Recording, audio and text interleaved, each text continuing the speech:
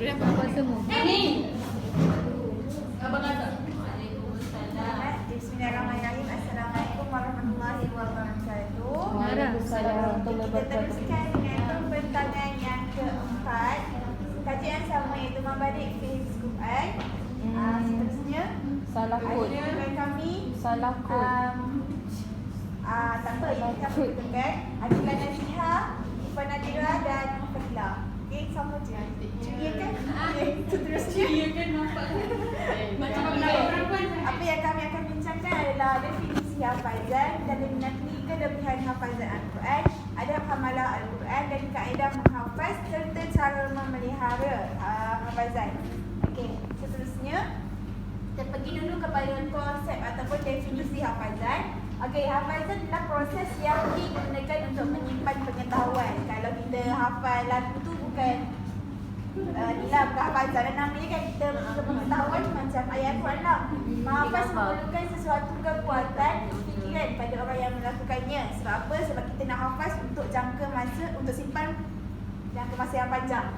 Okey, yang dalam bahasa dan pustaka 2016 menyatakan hafazan adalah memelihara atau mengekalkan dalam ingatan. Kita bukannya letak kat hafaz hilang macam tu je. Kita akan kekal dalam ingatan. Seterusnya dalil nakli kelebihan menghafal Al-Quran. Okey, dalil Al-Quran. A'udzubillahi minasyaitonirrajim. Innal ladzina yatluna kitaballahi wa aqamus salata wa anfaqu mimma razaqnahum sirran wa alaniyatan yarjuna tijaratan lan tabur. Okey, maksudnya sesungguhnya orang-orang yang selalu membaca kitab Allah dan tetap mendirikan sembahyang serta mendermakan dari apa yang kami kurniakan kepada mereka secara bersembunyi atau secara tertutup, mereka dengan amanah yang demikian mengharapkan sejenis perniagaan yang tidak akan mengalami kerugian. Maknanya orang yang inilah kita fokus kepada orang yang selalu membaca kitab Allah iaitu Al-Quran, mengharapkan sejenis perniagaan yang tidak akan mengalami kerugian. Maknanya yang tidak bila perniagaan itu tidak mengalami kerugian, maknanya selalu untung lah kan. Maknanya untungnya orang-orang yang selalu membaca kitab Allah. Tak dapat tadi inilah macam mana yang tak mengalami kerugian tu. Okey, seterusnya dalil hadis. Okey, daripada Aisyah radhiyallahu anha, Rasulullah sallallahu alaihi wasallam bersabda, "Mathalul ladzi yaqra'ul Qur'an wa huwa hafizun lahu ma'a safaratil kiram min qaradil wa mathalul ladzi مع السفرة الكرام البررة ومثل الذي يقرأ وهو يتعاهده وهو عليه شديد فله أجران. Maksudnya perumpamaan orang membaca Al-Quran sedangkan ia menghafaznya, maka ia akan bersama para malaikat yang mulia. Sedangkan perumpamaan seorang yang membaca Al-Quran dengan tekun dan dia mengalami kesulitan atasnya, maka dia akan mendapat 2 ganjaran pahala. Maka yang pertama kat sini adalah menghafal Al-Quran bersama dengan para malaikat yang mulia. Maknanya bila dia menghafaznya bersama dengan para malaikat, satu. Yang keduanya, bila dia membaca Al-Quran itu dengan tekun, dia mengalami kesulitan. Maknanya ayat dalam Al-Quran ada ayat yang berbeza, yang berbeza. Jadi kesulitan tu sebenarnya ada Allah bagi ganjaran.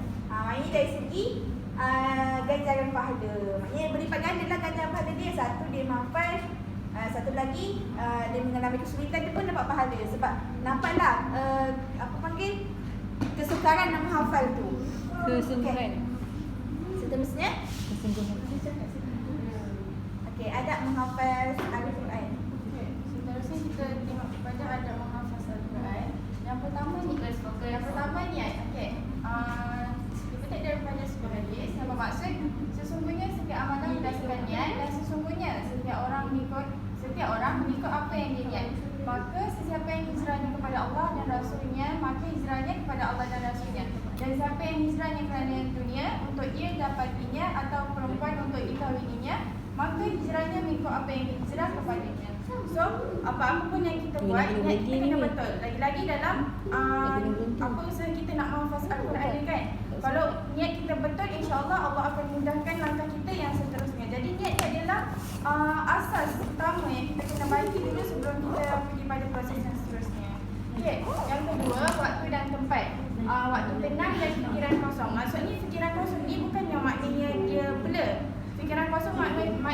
tak fikirkan benda-benda yang berkaitan dengan duniawi.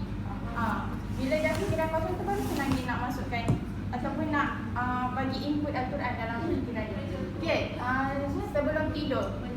Sebelum tidur ni kalau boleh, sebab kita nak tidur dalam keadaan benda terakhir yang kita buat adalah hafaz Quran ataupun baca Al-Quran lah. Okay, seterusnya waktu pagi dan bila waktu malam, kemudian tempat yang sunyi supaya lagi senanglah kita tak terpengaruh dengan benda-benda yang bising dekat sekeliling kita. Jadi seterusnya Allah Nabila. Okey, yang ketiga tahsin sebutan, iaitu memperbetulkan sebutan huruf dan bacaan sebelum menghafaz. Okey, tahsin tu maksudnya memperelok dan memperindah bacaan dari segala aspek seperti tajwid, makhraj huruf, sifat huruf, harakat, cara wakaf, bacaan dan lain-lain. Okey, tujuannya apa? Supaya hafazan tu lagi lancar dan tiada kesalahan dalam bacaan. Okey, yang keempat adalah membaca doa hafazan. Ni banyak kumpulan dah baca kan sebelum ni. So, teruskan je. Kita teruskan pada seterusnya. Kenapa kena baca doa? Kerana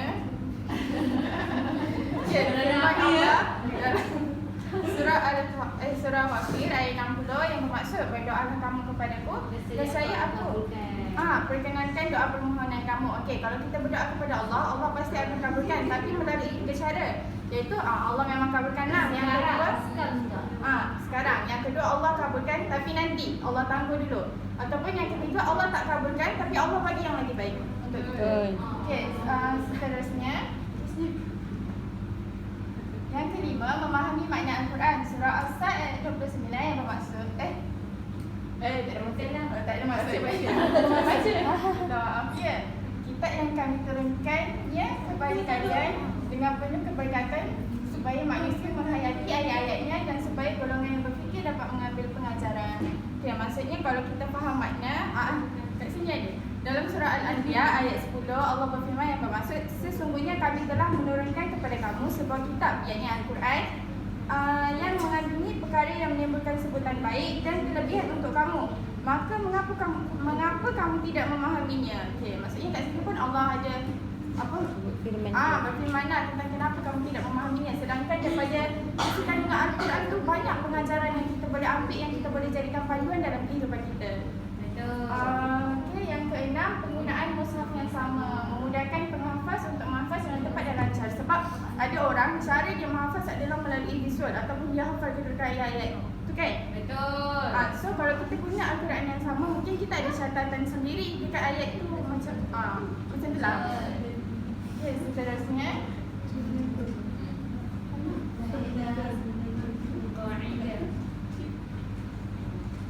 seterusnya kaedah menghafaz. Cara-cara menghafaz. Okey, kaedah dia ada sebelum, semasa, tasmi' dan selepas. Okey, yang pertama sebelum menghafaz Al-Quran. Okey, yang sebelum mempunyai guru atau penilai hafazan pelajar dalam sesi tasmi'. Ini kita tahu sekarang dengan siapa kita nak tasmi' nanti. Ini kita ada guru lah. Yang kedua, perlu menjalani sesi intensif berkenaan Al-Quran sekurang-kurangnya 2 minggu. Yang ni sesi intensif ni kalau waktu saya tingkat 1 macam bila masuk kelas ni kan, dia mengajar kita semua jenis semua pengetahuan tentang macam mana nak baca, macam mana nak sebut huruf tu daripada alif, ba sampai ke akhir lah. Dia suruh kita sebut sampai betul. Lepas tu Al-Fatihah memang sehari 7 kali kita kena baca dengan dia.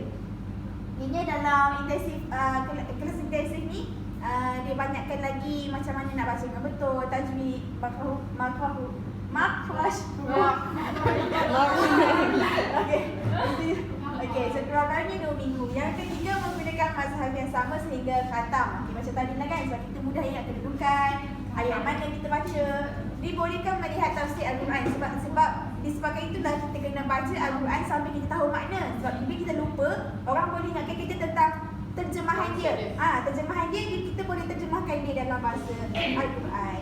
Okey, yang kelima, tentukan hafazan yang hendak ditasmi' setiap hari. Contohnya, nak hafaz hari ni separuh muka. Boleh kita tetapkan. Ini kalau sampai lagi separuh muka, kena habiskan juga hafaz separuh muka tu. Okey, seterusnya Contohnya kalau dah hafaz separuh muka tu, nak tingkatkan lagi daripada hafaz tu, nak baca satu muka lah pula kemudiannya sebab bila kita dah start menghafal, dia makin kita daya ingatan kita jadi makin kuat lah sebenarnya. Okey, seterusnya setiap pelajar wajib menghafaz pada waktu malam sebelum tasmid keesokan harinya. Ini ada pilihan lah sebab kalau kita nak lebih bersedia, maknanya kita hafal dululah sebelum tu kan. Okey, seterusnya semasa. Okay. Untuk semasa iaitu persiapan lah. Panggil semasa persiapan tu. Okay, yang pertama pemilihan tempat. Okay, kita mesti kena orang hafiz atau orang yang hafal Quran ni kena pilih tempat yang sesuai lah. Macam elakkan daripada tempat yang bising dan suhu persekitaran sesuai dan bersih. Okay, contohnya yang tempat bising, contohnya time tu dalam kelas kan. Dalam kelas contohnya dia dekat kelas tapi orang lain bising, mesti dia susah nak hafal kan. Tapi ada juga yang boleh hafal, tapi mesti dia kena pilih tempat yang tenang, yang di punca itu kena tenang supaya dia dapat hafal. Okay, untuk suhu persekitaran sesuai. Contohnya macam Sejuk sangat, panas sangat. takkanlah dia nak hafal dekat tempat yang dekat bawah matahari kat atas, lepas tu hafal kat bawah tu. Macam panas lah, tak selesa. Yang ni pula bersih. Okay, contohnya takkanlah dia nak pergi menghafal kat tepi tong sampah kan. Tepi bangku sampah tu. Dia mesti kena pilih tempat yang bersih. Yang suci. Suci daripada apa-apa kotoran. Okey, waktu pula waktu yang sesuai sebelum subuh. Kenapa sebelum subuh? Tak ada siapa Hening. Tak ada nafas-nafas orang munafik. Betul. Semua jawab tu betul. Betul. Okey, sebab apa? Sebab time tu kita memang macam kita nak apa sebelum subuh tu. Macam tahajud. Waktu tahajud kan memang waktu sesuai untuk kita menghafal kan. Benar. Okey. Selepas subuh sehingga sekitar 7. Sebab time tu masih lagi pagi-pagi, belum buat kerja lagi lah macam tu. Masih produktif. Antara maghrib dengan isyak sebab time tu kita dengar dalam mood yang macam tengah rehat daripada buat kerja nak ke malam kan. Macam tu lah. Lepas tu yang seterusnya selepas isyak hingga sekitar 7:30. Sebab apa selepas isyak? Sebab kita dah habis buat semua solat, dah buat semua kerja. Dan time tu untuk waktu-waktu macam tengah tenang nak berehat sampai 7:30 lah. Okay, lepas tu selepas asar hingga sekitar 6:30. Okay, peruntukan masa. Pusing yang pertama 1 jam 50 minit. Pusing yang kedua 1 jam hingga 2 jam. Pusing yang ketiga 1 jam. Okay, next. Okay, ni ialah semasa pula. Semasa talaqi musyafahah. Yang pertama peranan guru, memilih dan membentuk kumpulan pelajar. Yang kedua menentukan sukatan ayat hafazan. Yang ketiga menyemah hafazan. Yang terakhirlah membimbing. Okey, untuk peranan pelajar pula, hafaz dengan fasih dan lancar, meraihkan hukum tajwid, menghafal hingga fasih ingatan. Maknanya ini adalah tugas-tugas antara peranan guru dan juga peranan pelajar semasa talaqi musyafahah. Yang semasa lancarkan pula, baca secara berulang kali dengan bertajwid, melihat mashaf. Okey, yang kedua ulang bacaan sehingga tiada kesalahan. Yang keempat faham makna ayat. Yang kelima ulang ayat yang telah hafazkan. Maknanya ni macam kira macam cara-cara untuk lancarkan lah dengan betul. Okay, next. Nabila. Okey, yang seterusnya ialah tasmid. Tasmid, kaedah dengar dan baca. Dengar ya. Yang pertama, guru memilih mana-mana pelajar untuk memperdengarkan bacaannya dan membuka ruang komen kepada pelajar-pelajar lain. Guru meminta semua pelajar membaca dan guru hanya menyemak bacaan pelajar. Maknanya yang kaedah pertama ialah kaedah dengar dan baca. Bila guru tu mendengar pelajar tu membaca, dia juga bagi dekat ruang kawan-kawan dia lain untuk komen bacaan dia tu macam mana supaya dia dapat berbaiki lagi. Okey, yang seterusnya teknik soal jawab. Guru akan bertanya tentang hukum tajwid ataupun ayat mutasyabihat yang berkaitan dengan ayat tasmid. Dilakukan sekurang-kurangnya sekali seminggu. Maknanya tasmid ni ada banyak teknik kan. Antaranya teknik soal jawab. Teknik soal jawab ni dia akan tanya tentang hukum tajwid ataupun ayat mutasyabihat yang berkaitan dengan ayat tasmid. So dia lagi dengan macam tu, dia lagi senang ingat lah. Okey, seterusnya selepas teknik ulangan hafazan. Okey, selepasnya ulangan hafazan terdiri bersama rakan atau guru, jumlah ulangan hafazan, jumlah baki hafazan yang telah ditasmid dalam tempoh seminggu. Ulangan perlu dilakukan setiap hari. Maknanya kat sini teknik ulangan hafazan tu macam mana? Macam mana tu? Ikutlah macam kalau kita biasa dengan rakan ke, kita biasa dengan guru atau berkumpulan ikut masing-masing punya cara lah. Okay, next. Okay, cara menjaga hafalan. Seterusnya kita tengok kepada cara menjaga hafalan. Yang pertama, bergaul dengan para hufaz. Okay, ada kan hadis Nabi yang saya tak ingat dia punya ayat, tapi maksud dia macam ni lah. Kalau kita berkawan dengan penjual minyak wangi, kita akan dapat bau wangi. Kalau kita berkawan dengan tukang besi, dapat bau. Betul. Jadi macam tu lah perumpamaannya macam ni. Kalau kita berkawan dengan para hufaz, insya-Allah kita pun senang nak hafal, senang nak jaga dari segi akhlak kita, dari segi usaha kita. Okey, kemudian mendengar bacaan Hafiz Al-Quran. Okey, melalui pendengaran ni macam Aida kan dia kata dia senang kalau dia audio kalau dia dengar. Jadi dengan cara ni juga kita boleh perbaiki bacaan kita. Maksudnya, oh macam ni ke sebutan dia, macam ni ke panjang dia. Kita dapat kenal pastilah mana yang salah. Okey. Lepas tu ni boleh juga didengari melalui, tak semestinya kita dengar orang baca, daripada YouTube boleh, daripada radio boleh, MP3 semua tu lah. Okey, kemudian konsisten. Okey, konsisten ni sangat penting supaya jangan hari ni je kita baca, esok kita tak apalah, esok lah, nanti besok esok lah. Jadi kita tak boleh nak kekalkan hafazan tu. Okey, sebab tu jugalah niat kita kena betul. So bila kita punya niat betul, kita senang nak konsisten sebab kita buat tu kerana Allah, bukannya kerana benda lain. Okey, seterusnya membaca ayat yang dihafaz dalam solat. Okey, ni biasalah kalau para hafiz atau hafiz yang dah yang nak ulang, mereka biasanya baca ayat-ayat mereka hafaz tu dalam solat. Next. Okey, untuk kesimpulannya daripada Ibnu Umar radhiyallahu anhu bahawa Rasulullah sallallahu alaihi wasallam bersabda, perumpamaan bagi seorang penghafaz Al-Quran ibarat unta yang terikat. Jika dia memeliharanya, ia tidak lari. Jika dia melepaskannya, ia akan pergi. Itulah dia. Terima kasih. Sama-sama kasih. Okey, ini rujukan yang kami buat daripada Jakin. Okay, next. Terima kasih. Maaf jika bertangan kami kurang indah kerana ini itulah kamu. Terima kasih. Yelah, yang indah dia kita orang. Soalan. Ada ke? Boleh tak? Empat lah. Dah habis Ustaz dengan soalan? Ustaz nak tanya apa? Ada boleh Ustaz dengan apa? Nak tanya satu soalan. Masa ada soalan. Satu soalan. Masuk itu soalan. Dalam awak menghafal, apa cabaran yang paling utama Cabaran yang dihadapi untuk menghafal ni, kadang-kadang kalau cabaran dia antaranya adalah persekitaran. Maknanya kalau kita duduk di sekeliling orang yang tidak menghafal Quran, maknanya bukannya selalu menghafal Quran, jadi kita macam tak apalah malas lah. Tapi kalau contohnya dekat sekolah dulu ada kelas untuk hafal Quran kan, tu pun antara faktor yang kita boleh setiap malam antara maghrib dan isya dah hafal Quran. Sebab apa? Sebab semua dalam kelas tu wajib hafal Quran. So tu mendorong kita untuk hafal Quran.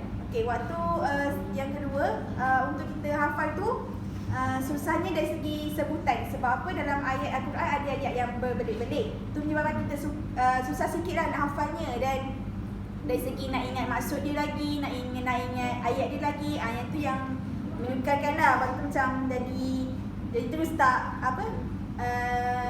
excited nak hafal. Okey, yang ketiga antara cabaran dia lagi adalah dari segi kerajinan. Sebab kerajinan ni kalau seseorang tu kadang-kadang ada mood dia kan nak hafal ke tak nak, tapi sebenarnya hafal ni kena istiqamah dari setiap hari kena hafal, barulah ingat cepat kan. Itu adalah antara cabaran yang dihadapi untuk kita hafal. Pak, saya nak tanya apa kepuasan dalam hafal? Apabila macam mana? Ada tak puas hati menghafal? Puasan. Ada semua orang tak puas hati. Kepuasan bila menghafal, saya rasa tak kepuasan bila menghafal ni, saya rasa bila saya dapat baca surah tu dengan syah dan dengan betul. Dan bila saya dapat ulang dengan lancar waktu solat. Sebab saya ni sejenis yang suka ulang Sejenis sama dia. jenis yang suka ulang bacaan dalam solat.